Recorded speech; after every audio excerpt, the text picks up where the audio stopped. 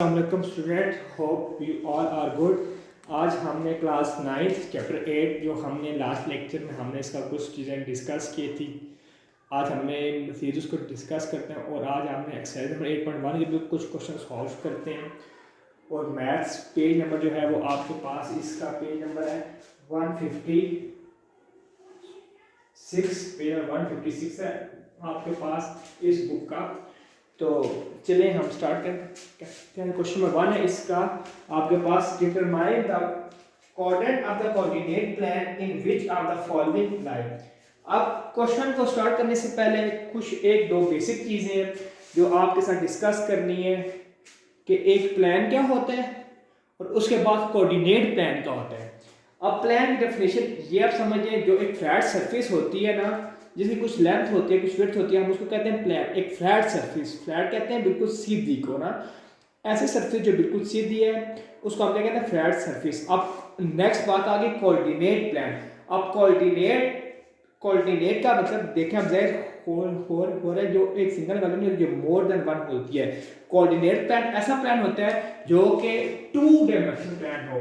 Coordinate plan एक ऐसा plan होता है आपके पास जो कि क्या हो, 2 डायमेंशन प्लान हो, कोऑर्डिनेट प्लान। अब 2 डायमेंशन प्लान, अब आप सोचें ग्राफ में 2 डायमेंशन प्लान कैसे होगा। अब ग्राफ आप इस टाइप में करते हैं, अब देखते हैं यहाँ पे आपके पास क्या आता है, y आता है, तो यहाँ पे क्या आता है, एक्स एक्सिस होती है, जो हॉरिजॉन्टल लाइन है वो आपके पास क्या है, एक्स एक्सिस है, वर्टिकल लाइन आपके पास y एक्सिस है। ऐसा प्लान जो x और बीच के कोऑर्डिनेट कॉम्बिनेशन से मिलकर बना हो, तो ऐसे प्लान को हम क्या कहते हैं, कोऑर्डिनेट प्लान कहते हैं। ऐसा प्लान जो मोर देन वन प्लान से बना हो, यानी कि जिसमें जो 2 डायमेंशन हो। अब आपको बोलेंगे 2 डायमेंशन कैसी होती है। अब आपके पास एक सर्कल आ गया, वो 2 डायमेंशन, इस तरह रेक्टेंगल आ गया, यानी कि डिफरेंट टाइप जो जिसकी 2 डायमेंशन और जिसकी लेंथ और विड्थ हो, ठीक है। ऐसे जिसकी लेंथ और विड्थ हो उसको क्या कहेंगे, 2 डायमेंशन ना, ठीक है, यानी कि उसका कुछ एरिया हो ना। तो अब कोऑर्डिनेट प्लान ऐसा प्लान है जो कि 2 डायमेंशन होता है। अब हम स्टार्ट करते हैं एक्सरसाइज नंबर ना 8.1 की जानिब। अब एक्सरसाइज जाने से पहले आपको मैं ये बताऊंगा कि x कहाँ पे पॉजिटिव होता है, कहाँ पे नेगेटिव होता है, और y कहाँ पे पॉजिटिव होता है और कहाँ पे क्या होता है, नेगेटिव होता है। लेट्स सपोज आपके पास ये एक ग्राफ शो किया गया, मैं बनाता हूँ आपके पास एक ग्राफ है। लेट्स सपोज आपके पास ये ना,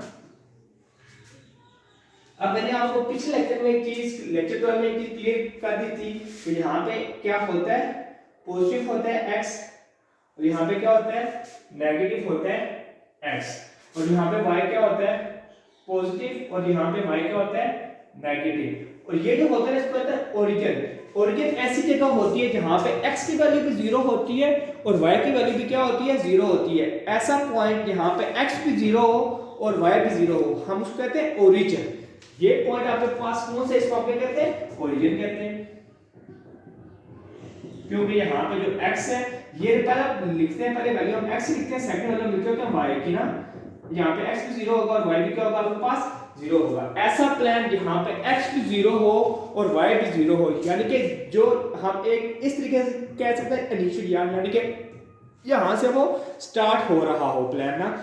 अब यहाँ पे अब आप देख रहे हैं कि राइट साइड पे x पॉजिटिव है, तो यहाँ पे पॉजिटिव लिखेंगे, जैसे पॉजिटिव 1 आ गया, पॉजिटिव 2 आ गया, पॉजिटिव 3 आ गया, पॉजिटिव 4 आ गया, पॉजिटिव 5 आ गया, पॉजिटिव 6 आ गया। इसी तरह जो होगा लेफ्ट साइड में नेगेटिव होगा, तो आपके पास क्या है, नेगेटिव 1 आ गया, नेगेटिव 2 आ गया, नेगेटिव 3 आ गया, नेगेटिव 4 आ गया, नेगेटिव 5 आ गया, नेगेटिव 6 आ गया, नेगेटिव 7 आ गया, नेगेटिव 8 आ गया। इसी तरह ऊपर साइड पे x y पॉजिटिव है, पॉजिटिव 1 आ गया, पॉजिटिव 2 आ गया, पॉजिटिव 3 आ गया, पॉजिटिव 4 आ गया, पॉजिटिव 5 आ गया, पॉजिटिव 6 आ गया, पॉजिटिव 7 आ गया, पॉजिटिव 8 आ गया। सर नीचे जाके नेगेटिव 1 आ गया, नेगेटिव 2 आ गया, नेगेटिव 3 आ गया, नेगेटिव 4 आ गया, नेगेटिव 5 आ गया, नेगेटिव 6 आ गया, नेगेटिव 7 आ गया, नेगेटिव 8 आ गया। अब कुछ बच्चों का ये माइंड में होगा, क्या ये 6 से ऊपर ही जा सकते हैं, ये जा सकते हैं। जितनी आपकी वैल्यू रिक्वायर्ड होगी आपने उतना बड़ा ग्राफ बना लेना है, ठीक है। ये जरूरी नहीं है कि इतनी ही वैल्यूज होंगी, इंक्रीज भी हो सकती है, डिक्रीज भी हो सकती है। क्वेश्चन की लेंथ को समझ के आपने ये वैल्यूज लिखनी है। तो उम्मीद करता हूँ कि आपको ओरिजिन का पता चल गया होगा। एक्स की वैल्यू कहाँ पे पॉजिटिव होंगी, कहाँ पे नेगेटिव होंगी, ये बात आपको समझ आ गई होगी। वाई की वैल्यू कहाँ पे पॉजिटिव होगी और कहाँ पे नेगेटिव होगी। एक और बार आपको रिवाइज करवा देता हूँ। इसको हम क्वाड्रेंट 1 कहते होते हैं और इसको क्वाड्रेंट 2 कहते हैं, इसको क्वाड्रेंट 3 कहते हैं, देन इसको क्वाड्रेंट 4 कहते हैं। और एक चीज और, यहाँ पे जो होगा x ग्रेटर देन 0 होगा और y ग्रेटर देन क्या होगा 0। यहाँ पे y ग्रेटर देन 0 होगा और x लेस देन क्या होगा 0। और इस क्वाड्रेंट में, सॉरी नेगेटिव था, इस क्वाड्रेंट में जो होगा x वो क्या होगा, वो लेस देन 0 होगा, y भी क्या होगा लेस देन 0। और जो क्वाड्रेंट 4 है उसमें x ग्रेटर देन 0 और y इज लेस देन 0। अब x ग्रेटर देन 0 और y लेस देन 0 क्या मतलब है? x ग्रेटर देन 0 का मतलब ये है कि यहाँ पे x क्या होगा पॉजिटिव होगा और x लेस देन 0 का मतलब क्या है कि x यहाँ पे क्या होगा नेगेटिव होगा। और y ग्रेटर देन 0 का मतलब ये है कि y यहाँ पे क्या होगा पॉजिटिव होगा और y लेस देन 0 का मतलब ये है कि y यहाँ पे क्या होगा नेगेटिव होगा। उम्मीद करता हूँ कि आपको ये कॉन्सेप्ट समझ आ गया होगा कि कोऑर्डिनेट प्लान किसको कहते हैं, प्लान किसको कहते हैं। So now we will move to question number 1 from exercise 8.1 and let's start it.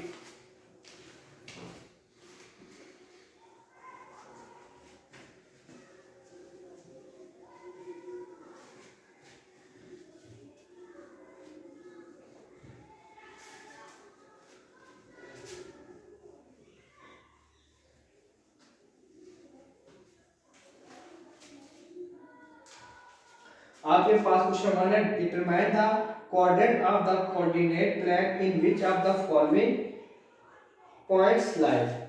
Question number 1 है आपके पास, बुक्स आप क्वेश्चन नंबर देख लीजिए, इसका पार्ट 1 है आपके पास। p आपके पास दिया गया -4 और 3, इसी तरह q आपके पास दिया गया वो है -5 एंड -2। देन r आपके पास दिया गया 2 2 एंड s आपके पास दिया गया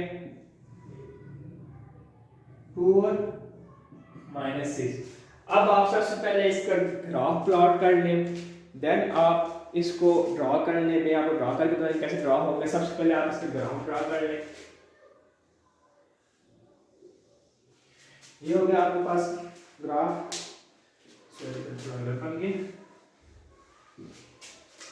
ये आपके पास ग्राफ हो गया इसका।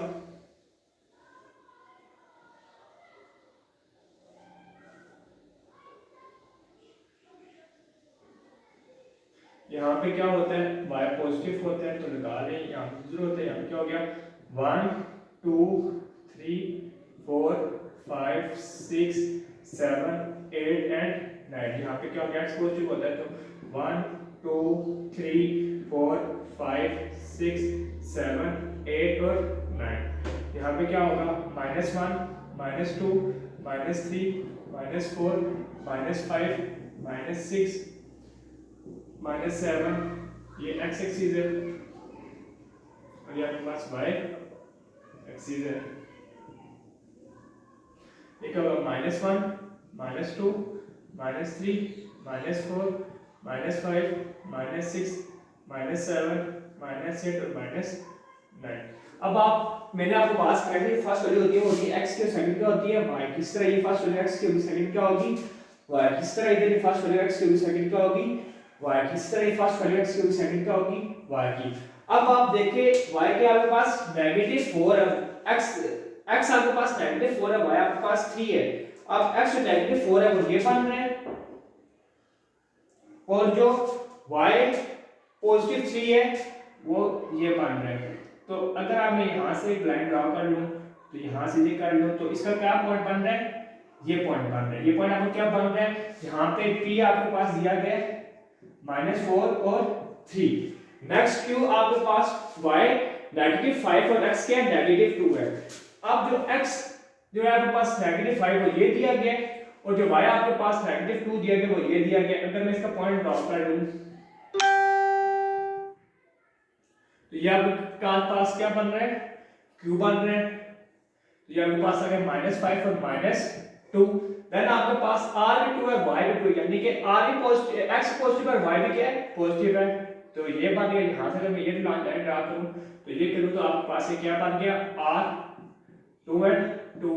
देन लास्ट में x पॉजिटिव 2 है और y क्या नेगेटिव 6 है। x पॉजिटिव 2 आपके पास ये बन रहा है और y नेगेटिव 6 क्या बन रहा है ये बन रहा है। अगर मैं ड्रा करूं तो ये आपके पास कौन सा पॉइंट आ जाते हैं, ये आपके पास x आ जाता है जो आपके पास 2 और -6 है। और एक और लिहाज से देखा जाए जो r है वो आपके पास कोऑर्डिनेट 1 में लाई कर रहा है और इस तरह p कोऑर्डिनेट 2 में लाई कर रहा है, q कोऑर्डिनेट 3 में लाई कर रहा है और जो s है वो कोऑर्डिनेट 4 में लाई कर रहा है। उम्मीद करता हूं कि आपको आज के लेक्चर समझ आया होगा। अगर कोई चीज़ नहीं समझ आई तो आप कमेंट करके पता कर सकते हैं। अल्लाह हाफिज़।